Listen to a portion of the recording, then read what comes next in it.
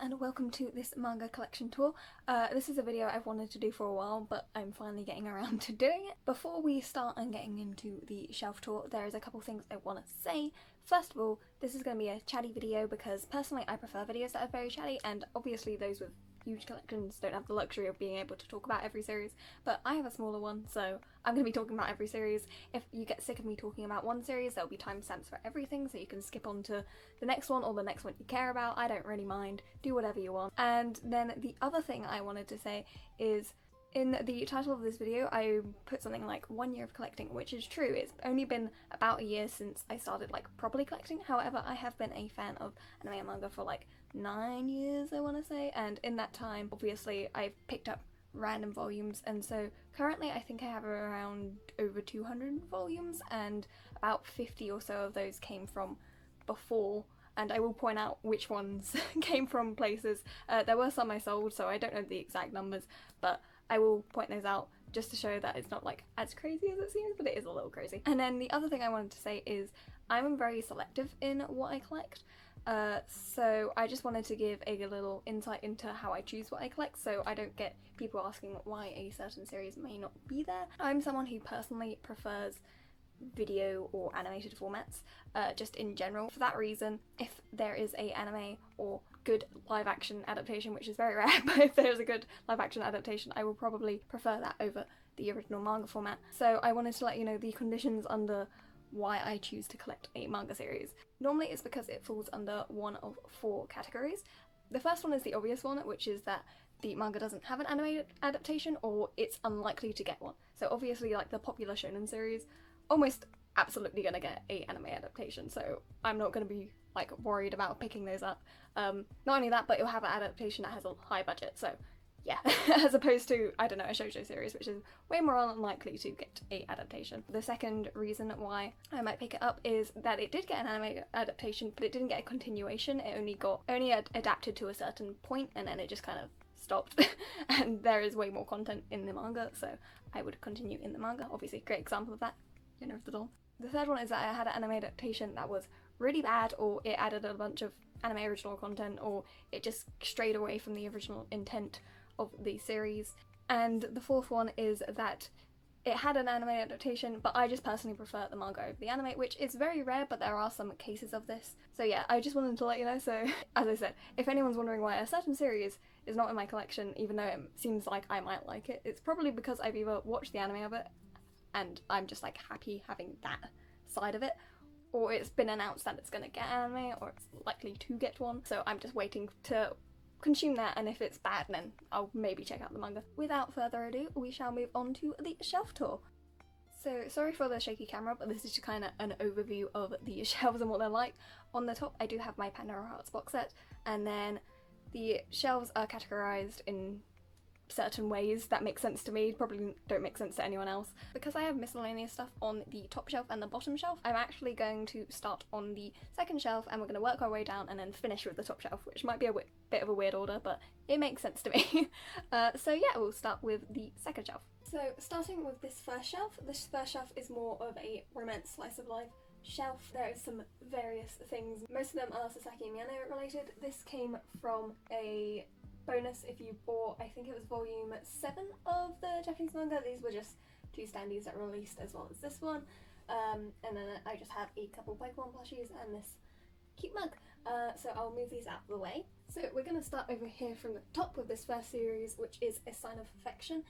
If anyone has been interested in romance for the past year, you almost definitely know of this series, but I shall still talk about it. This is everything that is released in English so far. It is a series that is set in university rather than high school, and it follows a deaf girl called Yuki who meets a guy who is very interested in other cultures, and he starts learning sign language from her, and from there a relationship develops and is very, very cute, sweet, but also has great representation for the different communities that it's representing within it. It's been a really fun read so far.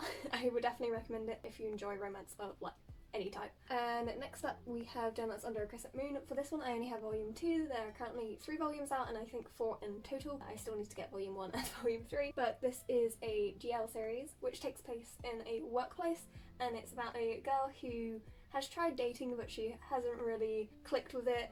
like she wants to, even though her friends are really into it, and she doesn't really understand what's wrong with her, and then she ends up getting closer with one of her co-workers, and yeah, a friendship and potentially more develops from there. This has definitely been my favourite GL that I've read so far. I would definitely recommend it if that sounds like your cup of tea, and also, as I said, workplace romance rather than high school set one, so you get a little bit of differentiation.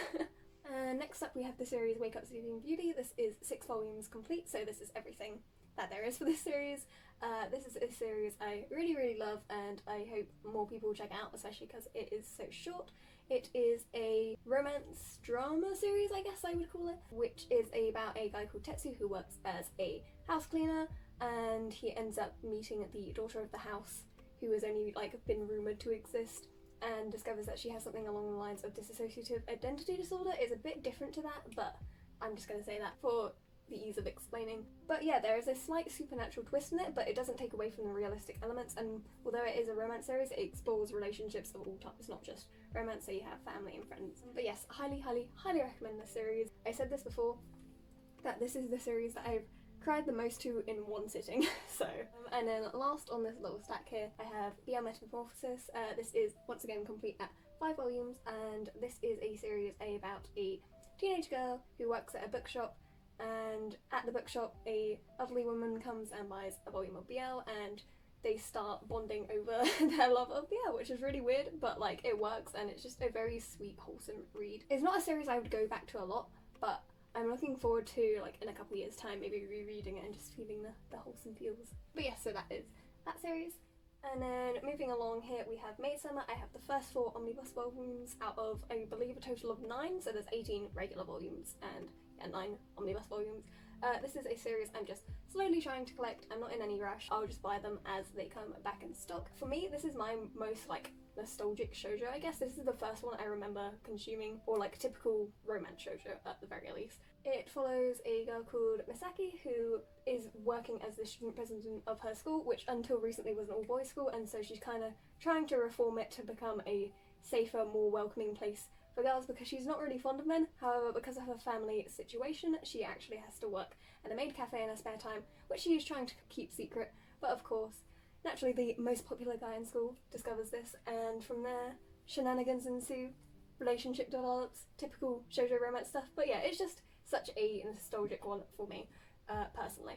Maybe, like, it's still quite recent if you look at obviously the entire history of shoujo, but for me, this is my most nostalgic one. So yeah, I'm looking forward to being able to complete that. Oh, and also I bought the first omnibus like several years ago, and then these 3 I've gotten in the past year. So that's my first instance of that. And then next up I have volume 1 of Kimi Todoke. This is again is a volume that I bought several years ago. Once again, a shoujo romance about a girl who is not very popular, and there's lots of rumours around her, and she is basically trying to make friends, and there is a guy in her class who notices her and tries to help her, get her out of her shell, and it is a very sweet, slow burn romance. Lots of misunderstandings, lots of miscommunication, which is kind of the entire point of the series, but it is definitely a staple shoujo romance, which I think everyone should consume in some format. This series I actually have no intention of continuing to collect. I keep volume 1 because I do really like the series. However, this series actually has an anime adaptation which has 2 seasons, and to the point it goes up to in the anime, I'm very happy with how it ends there, and everything that happens after that point in the anime I'm not hugely fond of. I'm very happy of where it ended, and because there's so many volumes of this series, there's just other series I would rather collect. Because there's 30 in total, so yeah, I would rather not collect 30 volumes of a series I'm not completely in love with, but I do keep volume 1 because I like having it to represent that I do enjoy the series. And don't let that, like, my opinions put you off. It's definitely worth reading everything. It's just, personally, I would rather spend my money elsewhere. And then we have volume 1 of Ouran High School Host Club. This, once again, very classic shoujo series that most people probably know of, which is about a girl called Haruhi who has a scholarship at this super rich school, and when she's looking for a place to study, she comes across a host club who don't realise that she's a girl immediately, and end up recruiting her to join since she broke this vase and she needs to repay it. And From there on, she's kind of fooling the entire school that she's actually a guy and working in this host club. This is another series where I actually prefer the anime adaptation because I prefer the comedy aspect than the romance aspect personally. However, this is one that I will probably eventually try to collect everything. If I do, I'll probably get the box set for it. Yeah, I probably will eventually, it's just not a high priority. But if you ask me which one I prefer, the anime or manga, I do actually prefer the anime because, as I said, I prefer the comedy aspect of the series, and the anime is more comedy focused, I feel like, and the manga is more romance drama focused. So, and then I have volume 1 of Your Lie in April. This is actually a special edition because it came from a Loot Crate box because I used to have a subscription several years ago, so there's going to be a few of those popping up throughout this collection. This is a series about a prodigy pianist who stops playing piano after his mother died, and he meets this girl who kind of like changes his world and life, and it is a very sweet, melodramatic high school series. Coming of age, I guess, is what you would call it. So this series, I actually haven't read the manga for. I only watched the anime, and I have no intention of reading the manga for it because there is such a musical aspect to it. So yeah, I have no intentions of reading the manga, but I do like having this volume 1 because I really, really like the cover on the volume 1 compared to the original one. So yes, that's why I keep that series. So yeah, those are all my random like volume 1s that I have. And then moving on, a series which, if it wasn't obvious, I really love, Sasaki and Miyano. This is volume 1 to 6, which is everything that's been released in English so far. It is a sweet BL series about a guy who likes reading BL and a upperclassman who is interested in said guy and is trying to kind of get to know him through reading his BL recommendations. It's just a very, very sweet, wholesome, fluffy series. This is my like ultimate comfort series, and I highly recommend checking it out. There are people who say it is a slow burn, which it is in a, I guess, BL sense, because normally BL are quite fast-paced, but I mean, compared to other things that I've already talked about, like Kimi Todoke, for example, I would not call this a slow burn, but you know, it is what it is. It's very sweet, very cute. The art is very pretty as well, in my opinion, especially in the later volumes. And yeah, if it wasn't obvious, I really, really love this series, and I hope more people check it out. And moving on, we have volume 1 to 5 of Lovesick Ellie. I am missing volume 6 at the moment, which has come out recently. This is another shoujo romance series about a girl who has these kind of wild fantasies about having a boyfriend, and she uses, once again, the most popular guy in school as kind of a basis for these fantasies. And one day he discovers this, but she also discovers that he's not as princely as he tries to make himself seem. As typical shoujo romances go, a relationship develops. I really like the series because I like how it presents the shoujo like cliches and tropes in a very refreshing way, in my opinion.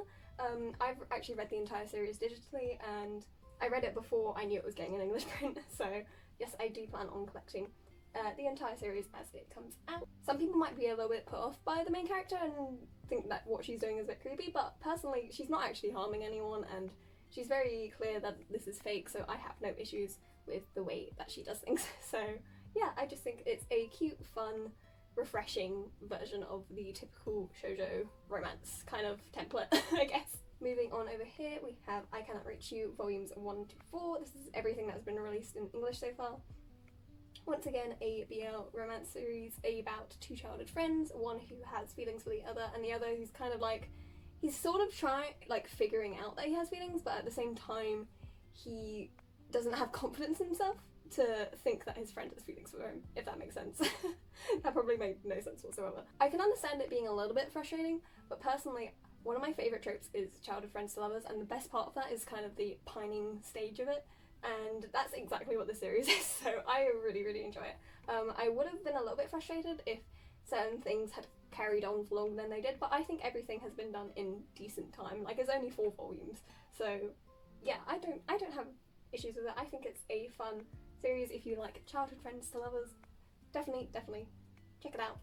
Following on the BL train, we have our dining table. This is a one-shot volume. It's about honestly, okay, I can't fully remember what it's about. I believe it's about a guy who normally lives alone, eats alone, and I can't remember how he made the acquaintance of this guy and his little brother, but he does, and he gets invited to eat meals with them, and it's a very sweet, wholesome read. I tried reading it a year ago, and I struggled just because it didn't really entice me, I guess, enough, and then a few months ago I wanted something wholesome, so I tried reading it again, and I really liked it, so Recommend it if you want a cute one-shot BL series. It's less romance focused and it's more focused on this guy's journey of, like, I guess escaping loneliness is what I'd say. And then last up on this shelf we have Our Dreams at Dusk Volume 1 to 4. This is complete, and this is a series that last time it appeared on my channel I said I hadn't read any of it, and I can confirm that I have since read all of it, and I can very much understand why the series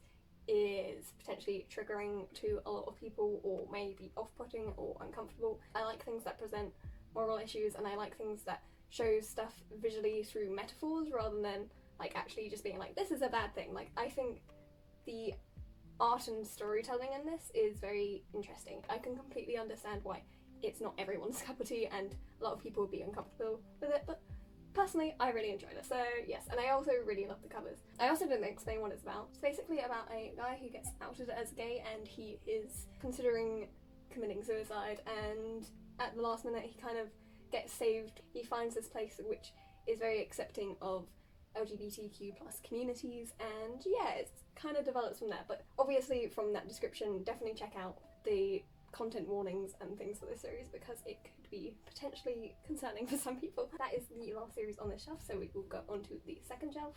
So next up we have this shelf, which is my Yona of the Dawn featuring other series shelf. Obviously there is a lot of Yona of the Dawn merchandise because it is one of my favourite series. I have these two standees from a collaboration from last year of Yona and Yoon. Yoon is actually my favourite character in Yona of the Dawn, which may be an unpopular opinion. I feel like Yoon's very well liked, but I don't think he's many people's favourite character. But Yoon is like probably my favourite character of all time. I really adore him.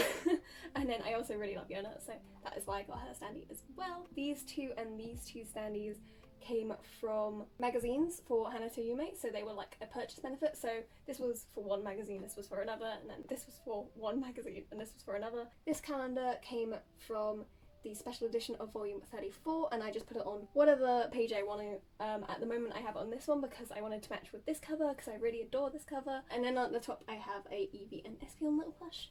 If you can tell, I really like Pokemon. A few of those appear. Starting at the left end we have Children of the Whales volumes 1 to 3. I just started collecting this series. It's a series that I have really enjoyed so far. I've only read the first 2 volumes and I'm waiting to stockpile a few more before I continue because I just know that this is going to be a series that I really want to binge read. So like I don't want to start reading more without having more accessible to me at that moment. It is a fantasy series about this island called the Mud Whale, where people live who are marked and unmarked. Those who are marked have abilities but they die early, and those who are unmarked are just like regular people. And after coming across a person off of the island for the first time, things kind of go from 0 to 100 and get quite intense. It's not like as pretty fantastical as you might think it is. It is definitely a, as I said, 0 to 100 series that I highly recommend checking out, at least from the first 2 volumes.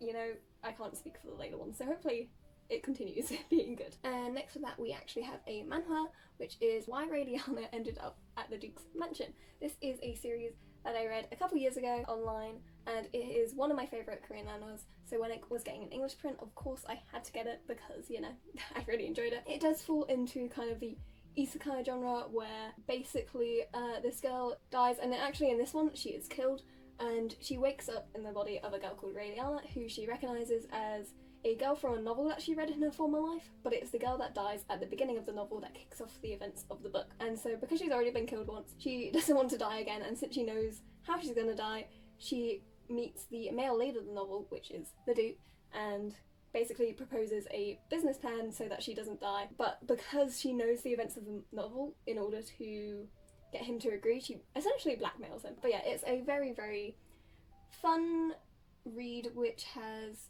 obviously a romance aspect, but a fantasy aspect, a mystery aspect, and yeah, I just really enjoyed it. I hope more people will check it out. And then of course, following up we have Yona of the Dawn. I am still missing some volumes. Currently have 1 to 6, and then 8 to 12, and then 17 all the way through to 36. 30 to 35 are behind this volume. Yona of the Dawn, again, I feel like this series needs no introduction, but I shall give a brief synopsis. It's about this girl called Yona, who is the princess of this fictional country called Koka, and she is a very sheltered, spoiled princess who doesn't really know much of the outside world, and due to certain events she is forced to leave the palace with only her bodyguard and from there she learns about what her country is really like. This series is praised for its really good character development of Yona, and I also think the character development of all the characters is really good, not just Yona, but of course Yona is the one where it shows the most, and she's definitely one of my favourite, not just female main characters, but main characters too.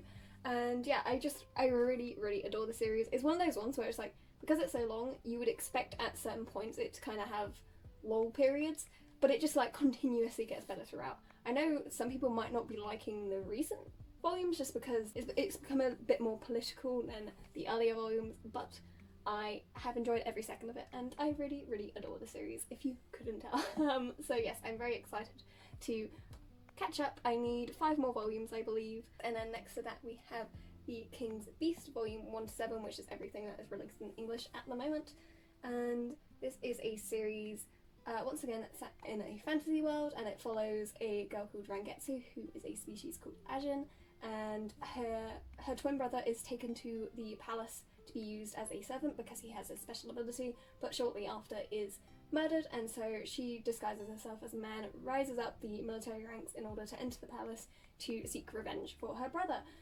This series, I've been very transparent about the fact I wish there was more emphasis on the mystery aspect of this series than the romance aspect, because it starts strong and then it's kind of turns into, I'm gonna like get revenge for my brother, to, oh no, it's so bad if people discover I'm a girl because now I'm in love with this person, and it's so obvious I'm a girl because I'm in love, and like I enjoy that aspect of it too, don't get me wrong, but I just wish there was like more of a balance between them. I still enjoy the series, I would still recommend it if any of those things sounds up your alley. I'm just saying personally, it's not my favourite thing in the world just because I wish there was a bit more balance between. But, you know, that's just me. Next to that we have a series which is definitely more mystery focused, which is the Apothecary Diaries 1 to 5. I am missing volume 6 at the moment, which I actually have pre-ordered, it just has not arrived as of the time I'm filming this. But this follows the Chinese court, and specifically a servant of the Chinese court who originally worked as a court maid, but she takes the interest of someone higher up who discovers her knowledge in herbal medicines and poisons and things like that, and so she becomes a royal taste tester for one of the concubines, and from there we follow her investigating various mysteries using her apothecary knowledge. And it is a very well done mystery series. I really like having a mystery series with a female lead who is also a very refreshing female lead. Yeah, the art is great, the mysteries are interesting, it is just a very, very solid mystery series. If you enjoy a mystery series and don't mind a historical setting, this is definitely something to check out. That is everything on the shelf. So next up we have this shelf, which has the most going on out of any of these shelves. Basically everything at the front here is merchandise for Pandora Hearts, which is my favourite manga series. So to quickly go through everything, that little keychain squishy thing at the end, which it is actually squishy, which is pretty cool, that is from the special edition of volume 17 of the Japanese manga. These little figures are from the special editions of 19 and 20 respectively. This is a little music box I got from Etsy, which it basically plays the melody. It is present throughout the entire story.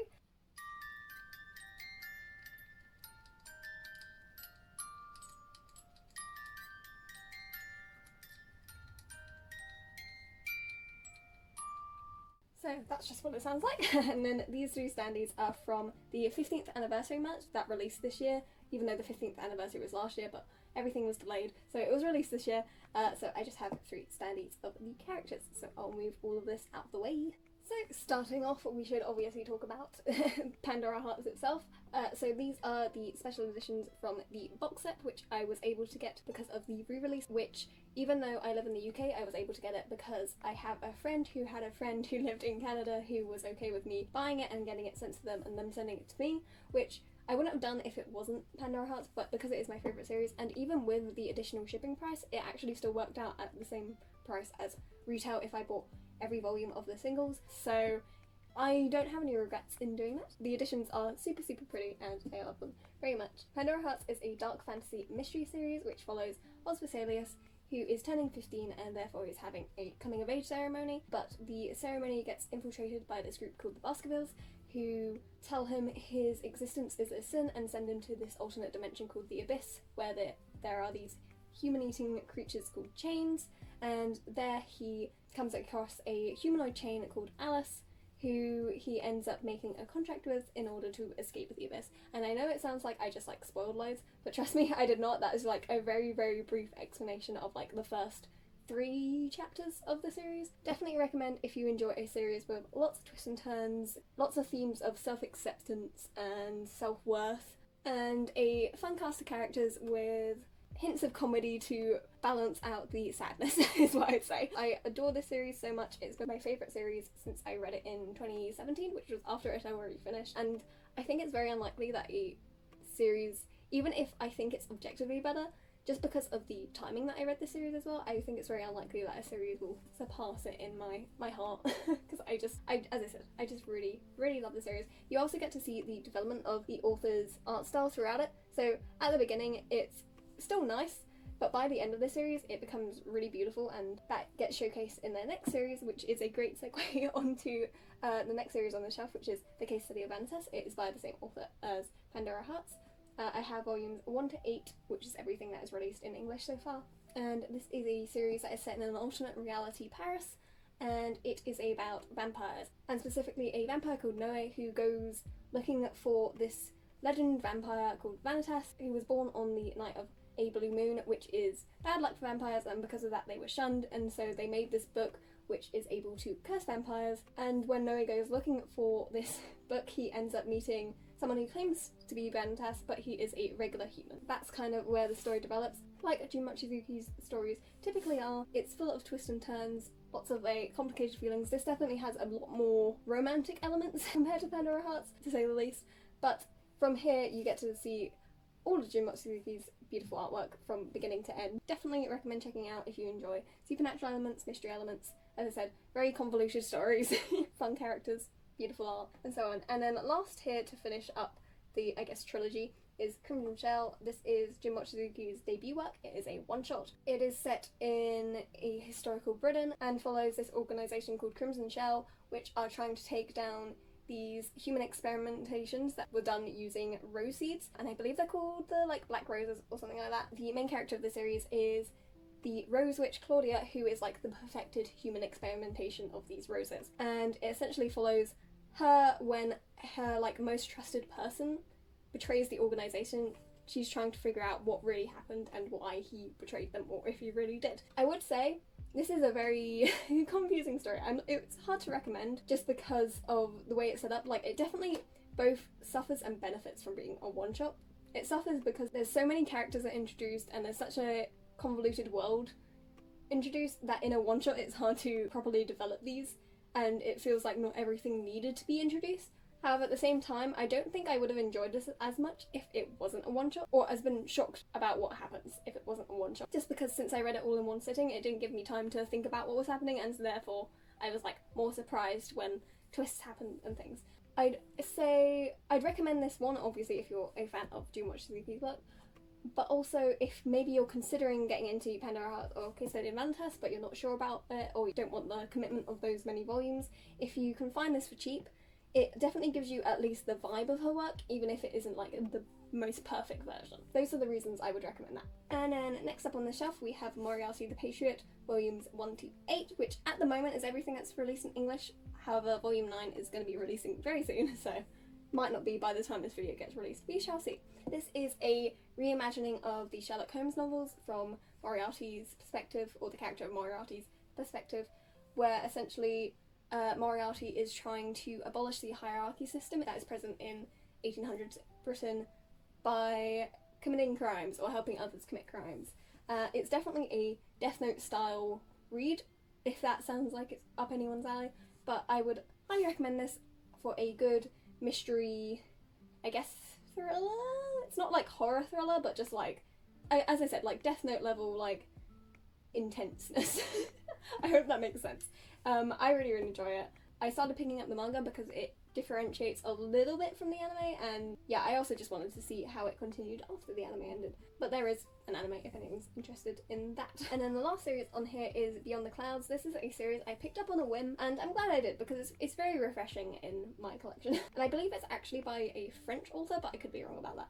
But this is everything that's been released in English so far. The series is about a boy, which I believe is named Theo, who finds this girl with one wing, and due to certain events that take place, he's forced to leave his home with the girl in order to sort of save her life. And on one hand, you know, dire situation, not great. But on the other hand, he's very excited because he thought he would never be able to adventure the world, and he wants to see things and learn things for himself within this world. That was an absolutely terrible explanation, but I can't think of how else to explain it. It has a very, like, whimsical feeling. The art is very, like, watercolour-esque, I feel like, is how I describe it. As I said, it's just very refreshing in the sea of, like, the art styles and genres and things that I consume. A lot of it tends to have a lot of dark sides, and this definitely does have a dark side, but it's still more childlike and whimsical, and I just like that. I also feel like it has a little bit of a Witch Hat Atelier vibe, but not completely, just a little bit. And that is the last series on this shelf, so we will go on to the next. For these last shelves, because of how I have it set up, I'll have to do one side first and then the other side, but on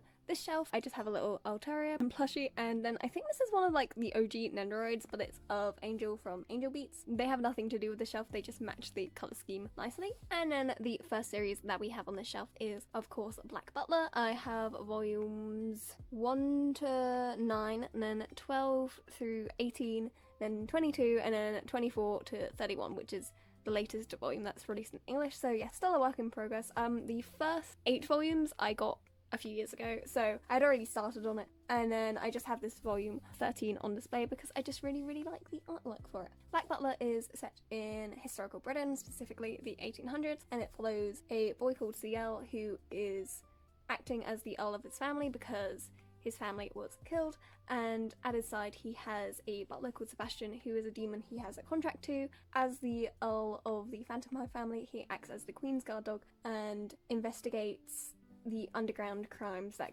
run rampant in London, UK, or just anything that the Queen wants to investigate. And on top of that, he's kind of looking for those who killed his family and wanting to seek revenge.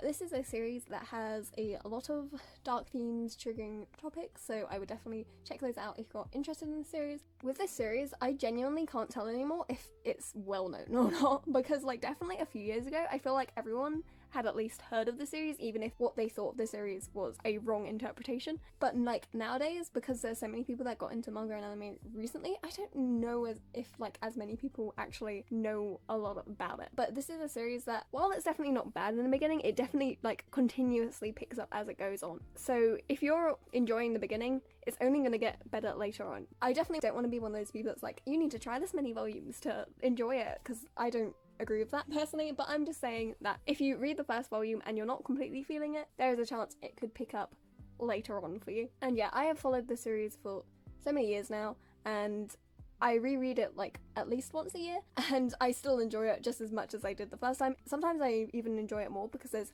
things that you notice once you have later information. So yeah, I definitely would recommend it if any of the genres or themes that I mentioned interest you. And yeah, also the art in the later volumes becomes super pretty. So once again, I have 2 little figures. These are just something I got in a convention a few years ago. It is of Makoto and Haru from Free. Again, once again, they have nothing to do with the shelf, they just match the colour theme, so I'll move them out of the way. So the next series we have on the shelf is The Earl and the Fairy. This is complete at 4 volumes. This is the only series I completed when I was buying manga a few years ago, but this series once again takes place in historical Britain, and it follows a girl called Lydia who has the abilities to see fairies and works as a fairy doctor, but no one in Britain believes in fairies anymore, so everyone kind of treats her like she's crazy. And when she goes to London to visit her father, she sort of gets kidnapped, and then gets kidnapped from being kidnapped, and then the person who kidnaps her from being kidnapped wants to employ her services as a fairy doctor. But slight twist, the person who is employing her is potentially lying about who he is and maybe is a serial killer, so that's fun.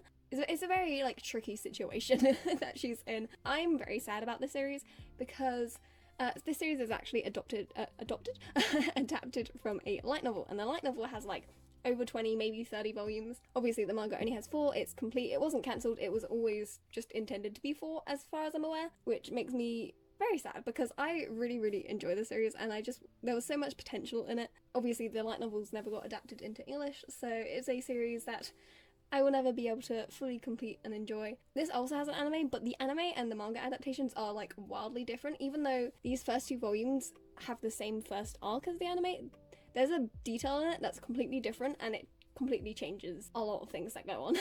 So even if you have watched the anime, I recommend reading the manga and vice versa. Definitely enjoy the series, wish there was more, had so much potential, very sad about it. It just had everything that was completely up my alley. Next up on this shelf we have Seraph at the End, a whole bunch of random volumes, volumes 1 to 3, and then 5, 6, and then 17, 18, and 20. These first two I got a few years ago, if you couldn't tell from the different logos. This is a post-apocalyptic series which takes place after this virus that killed everyone over the age of 13, and then some vampires came and basically took all the children to use as livestock, and it focuses on an orphanage called the Hacker Orphanage, who, when they try to escape, it doesn't completely go to plan, and the main character of this series, Yu, basically is like, I'm gonna take vengeance on all the vampires. And I feel like what I explained is very standard, like a typical shonen standard, where it's like, I want to take revenge on this big thing. The main character definitely reminds me a lot of Eren from Attack on Titan, like early Eren in Attack on Titan, not later Eren, but early Eren is very, very similar. I am attempting to collect everything for this series because I have actually read up to volume 20 several years ago, about volume 20 I think it was, and then I stopped reading, and now I want to continue it, but I want to continue it after buying it physically, and I actually want to reread it from the beginning again because I don't really remember what was going on. But I've put this on the back burner a bit because the earlier volumes are hard to find / out of stock here in the UK, so I am focusing on other series first, but I do fully intend to collect and continue the series. And then the last series we have on this shelf is Bungo Stray Dogs Beast. This is a alternate universe version of Bungo Stray Dogs, where basically the protagonist and antagonist of the series have kind of switched places. That's the best explanation I can give without explaining what Bungo Stray Dogs is originally about. So far I've only read volume 1 of this series, and I really enjoyed it. The only reason I haven't read volume 2 and 3 is because this is complete at 4 volumes, and volume 4 releases in January, I believe it is. It's either January or February, so I'm gonna wait till the 4th volume comes out and then just read everything to the end. So yeah, I'm excited about that. I really enjoy the series. I genuinely think that you could read this if you don't know the original Bungo Stray Dogs series. However, I also feel like a lot of things might go over your head if that is the case. Probably best to at least know something about the world before jumping into this, but definitely recommend if you have an interest in that world. So yes, that is the last series on the shelf, and on to the next. So for the shelf, once again, I'll have to start on the left side and then we'll move over to the right. On the front, I just have this little placard, which I'll move out of the way, and it will reveal that there is a little bit of a gap here. I did that so that all of these could be in the same place, but it's not a permanent thing since I don't have every volume of this series, which I guess I'll talk about first. So this is Karneval. I have volumes 1 to 3, and then 6 through to 10, and then 12 and 13. So I'm missing 11 for 5, and then the final volume 14 is going to be coming out in December. This is a series that at the moment I've only read this first omnibus for. It's a fantasy series about a boy called Nai who is looking for someone. While looking for them, he gets entangled with this organisation called Circus, which basically investigate crimes involving supernatural creatures. And that's kind of a very brief synopsis. I can't really give any more detail because 1, I can't really remember, and 2, I don't know how the rest of the story goes, so I'm not sure what is going to be going on in that. I'm very excited to do a full binge read once volume 14 comes out. If I don't have the other ones by the time volume 14 comes out, I will purchase them online at the very least so I can complete reading everything, and hopefully I will enjoy it. I'm really hoping so. I watched the anime several years ago and I remember really enjoying it, and based on the genres and what I do know about the story, I do think is up my alley, so hopefully I will enjoy it. I'm gonna be very sad if not. At the top here I actually have a random volume 1 of Persona 3, the manga. Once again, it was a loot crate version, so it has an alternate volume cover. I was originally gonna sell this, however very recently I got really into the Persona series and Persona 3 in particular, so I've decided to keep it. I'm probably not gonna collect the rest of it, but I at least want to keep this volume because I really like the alternate cover on it. So it just follows the events of Persona 3, which I'm not gonna go and explain because I feel like I'll do a terrible job of it. So it's just the manga for Persona 3, the video game. And then I'm gonna very quickly talk about this series here. So we have the first 3 volumes of Assassination Classroom. Once again, these volumes I bought several years ago. This is a action comedy series, I would say, about a class that is being taught by this seemingly supernatural creature who has claimed to destroy the moon and is going to do the same to Earth in a year, and so the class needs to kill the teacher by the time the year is up. But at the same time as they're being taught assassination and how to kill this teacher, he's actually helping them kind of better their lives. And it's a very weird read is what I'd say. And not weird in a bad way, just weird in like, it's very hard to explain the appeal of the series without going too into detail about what happens later on, but it has a lot of heart to it, is what I would say. I'm a bit conflicted about what to do about these volumes because originally I had planned on collecting the manga. However, as someone who prefers animated formats most of the time, I'm very content with the anime adaptation, and every time I want to go back to the series, I'll probably watch the anime adaptation. So I'm currently conflicted on if I want to collect the rest, if I want to just keep these 3, which is kind of weird to keep 3 volumes, or if I want to sell these. So yeah, I haven't decided yet.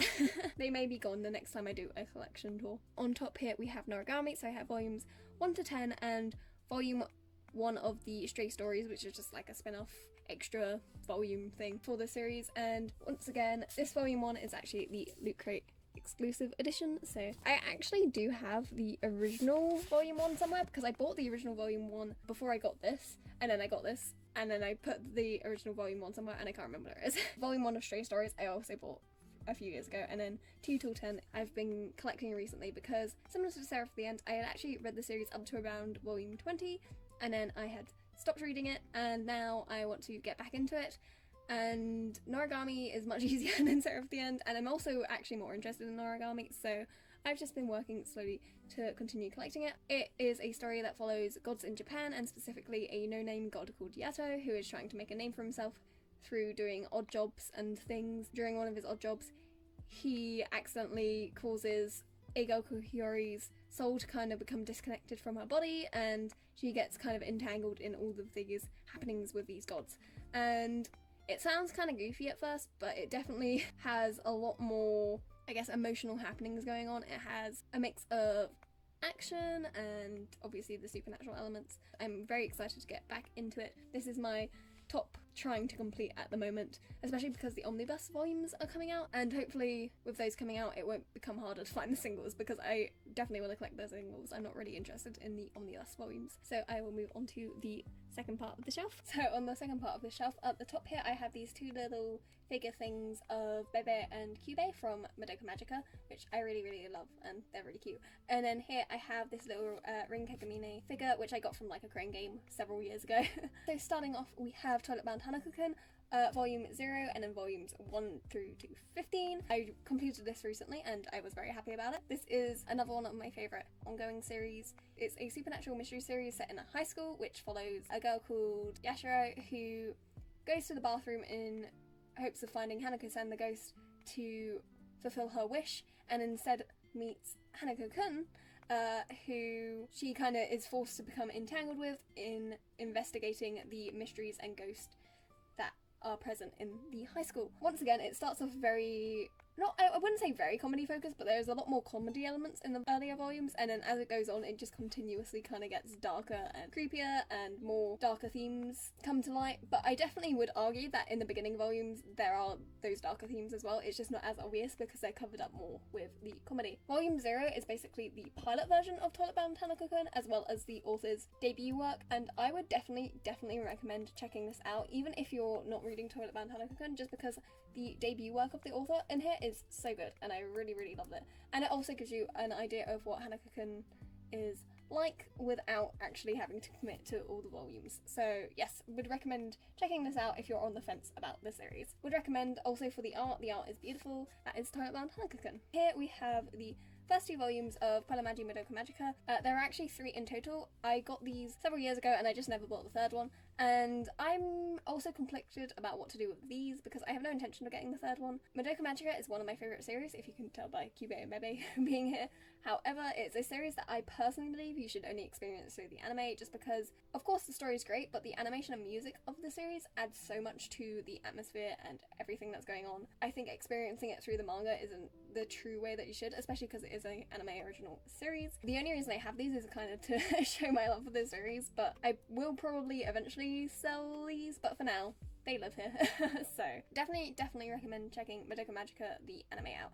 Also, if anyone's curious, I haven't watched like any of the spin-offs and I have no intention to, just because I have no care for the spin-offs. Also, to give a brief synopsis, it's essentially a magical girl series where everything is not quite as it seems, is how I would explain it, and I don't want to say any more than that.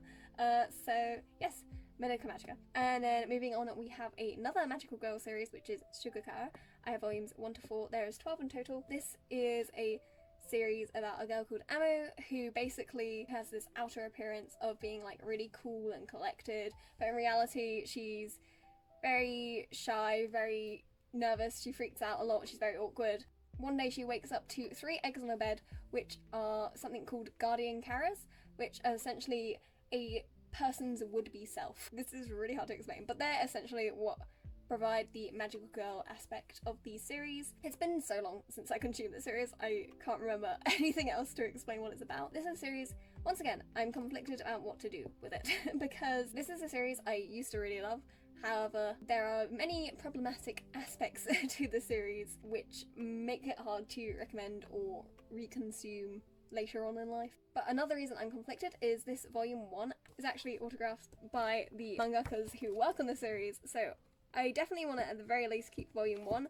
I'm just undecided if I want to keep these 3 volumes or if I want to complete the series just for nostalgia factor rather than, yes, I genuinely love this series. So for now, I just keep these 4 volumes. And then last on the shelf, we have a very lonely volume 1 of School Live, or I tend to call it Gakugarashi just because I actually find that easier to say. But once again, this is a Loot Crate exclusive version, and this is another series where I absolutely love the anime for it, and this is a rare case where I think the anime made changes to the manga that actually benefited the series and make it much better than it originally was. This volume once again kind of just represents that I like the series. I haven't read the manga for it past where it got in the anime just because there isn't actually a reason, I just haven't done it. So maybe I will eventually. But this is a really, really good school life series with a twist is how I would explain it. So there is a survival aspect to it is what I would say. Essentially it's about these 4 girls that live together at school in a school living club and everything is fine and completely normal. Check out the first episode of the anime, and if you're not hooked, then don't bother with it. But the anime definitely makes some positive changes to the story, because it changes quite a bit to the beginning of the series, and it just has a lot more impact than it does in the manga, in my opinion. So on this bottom shelf, I'm gonna have to go into handheld mode, so apologies for the shakiness. On the side here, there's some Stray Kids albums, which isn't really important in this video, and then I have some manga magazines. So I have 2 from Comic Gene, and then this one is Zero Sum, this one is Dessert, and this one is Hanato Yume. And then next to that I have some DVD box sets. So this is from the special edition of Volume 9, which came with the OVA for Sasaki and Miyano. And then I have, all of these are actually Kyoto Animation box sets, which isn't intentional, I just really love Kyoto Animation works. So, unsurprisingly, I guess. I'm not going to go into detail for each of these series, but we have Tamako Komaka and the sequel movie Tamako Love Story, and then we have Hyoka, one of my favourite series ever, and Violet Evergarden, my favourite anime series, and the sequel special movie Eternity and the Auto Memory Doll. And I will almost definitely get the movie box set when it comes out, which is next month, I believe. So those are those. And then next to this I have a few manga volumes. We have volume 1 of To Your Eternity. I watched the anime for this, and then I did intend to read the manga, but then I found out the second season of To Your Eternity was coming out much sooner than I expected, so I've decided to say anime only at the moment. Season 2 is actually airing at the moment as I'm filming this, but this is about a orb that gets sent to Earth, and it basically has the ability to shapeshift into things as long as it feels some kind of stimulation, which is normally mental or physical pain, essentially. So it's a bit of a tearjerker series. It's by the same creator as The Silent Voice, so that probably tells you enough about that. Next to that we have the first omnibus for Alice in the Country of Hearts. This is a volume I bought years ago, which I'm pretty sure I bought it just because it was my first time seeing an omnibus version of manga, and I was like, wow, there's so much in one volume! And I believe it is also based off a otome game. I can't tell you much about it because it's been years. The main reason I still have it is because I have a friend who really ironically likes the series, and we plan on playing the game eventually, and I want to keep this at least until we play the game, in case I do really enjoy it. I still have it, you know? But yeah, it's essentially about I guess a reverse harem version of Alice in Wonderland, but all the characters are in kind of mafia gangs, is what I remember from it. And then I have a Dame here, which is the first volume of Heaven Official's Blessing, which I have read, and I do probably intend to continue. It's on the back burner at the moment, so for the moment it lives here, but I did enjoy it. I actually struggled a bit for the first half of the book, but by the end I was really into it, and I do eventually want to get volume 2. As I said, it's just on the back burner. And then this is from the special edition of volume 34 of Yona the Dawn, which is what the calendar came with. So yes, that's everything for this bottom shelf, and now we can go off shaky cam. And last but not least, we have the top shelf, which is mostly filled with Japanese things and art books. I put this at the top because obviously I don't really need access to the Japanese stuff often, and for the art books it's just the place that they fit the best in the way I have the collection set up. I would actually put them at the bottom if they fit, but they don't because there's something at the back which stops them from fitting in all the way. So they go up here. But here we have the 2 Pandora Hearts art books. This one came out, I want to say after volume 9 or 10, and then this one came out after the end of the series, and it's one of my favourite possessions ever. And then I have volume 3 and 4 of the Black Butler art books. I have no intention of getting the first 2, but I really like having these 2. In front here I have the soundtrack for Sasaki and Miyano, specifically the ending song, as well as a song sung by Kageura and Hirono's voice actors. And then behind that I have the second Toilet Bound Hanako-Kun art book. I do plan on getting the first one, I just haven't yet. And then I have a illustration book for Yona the Dawn, which came with the special edition of volume, I want to say it's volume 23. And then I also have this Yona the Dawn guidebook. And next to that I have the Horomiya graduation art book, which is my way of showing my love for the series, because I don't really plan on getting the entire manga series. And then next to that I have a one-shot BL called Yuki no Yose, or Snow Fairy, which was a very sweet, wholesome BL series that I read, which isn't available in English, so I bought it in Japanese just to support the author. And then here starts my insane Pandora Hearts collection. So I have, well, let's start with the guidebooks first. So I have 8.5, 18.5 and 24+1, which were guidebooks that came out obviously at these points in the series. This one came out after the end of the series. If I would recommend one to get, definitely 18.5 or 24+1 personally. If you can't read Japanese, that's my recommendation, because 18.5 has a lot of artwork in it, but 24+1 has a lot of elements which you can still understand even if you don't speak Japanese. 16, 17, 19, 20 and 22 are all special editions of the manga, so they come with alternate covers, and they also have alternate text on the sides, which is why they're coloured. And then I have a random volume 24, which is the last volume in the series, just because it came with, I believe it came with this when I bought it. So, and then next to that we have some special benefits for the series. So the drama CD that came with the special edition of volume 16, as well as the one for volume 22. And then the Animate Final Limited Edition book, which came with the final volume of this series. And then next to that I have the special edition of volume 10 of Case Study of Vanitas, along with the art booklet that it came with. There is no difference in this special edition of Vanitas for the cover, aside from the text being a different colour. I have a bunch of Japanese volumes of Sasaki and Miyano and related things, just because they came with special benefits. So I have volume 3, 6, 7, 8, 9, and then the anthology, as well as the 2 light novels, which I bought because I didn't think they were going to release in English, but they announced that they are releasing in English, so that's dumb of me. And then the novel for Hirona and Kageura, which once again I didn't think they were going to release in English, and then they did announce it, so dumb of me again. And then volume 3 of Hirona and Kageura, as well as the special booklets that some of the volumes came with. And then next to that we have Butai Sake, which is a series by the same author as Sasaki Miyano and Hirona and Kageura, which has not been released in English yet, so I'm buying the Japanese volumes as they come out just to support the creator, and because I really love the series and desperately want it to get an English publication, but it probably won't happen for a while because it was on hiatus for a while and releases are continuing, but they're quite slow, so it probably won't happen for a while. To explain briefly, it's about a guy with symptoms of social anxiety joining a drama club, and I just really enjoy it. Definitely would recommend checking out if it comes out in English.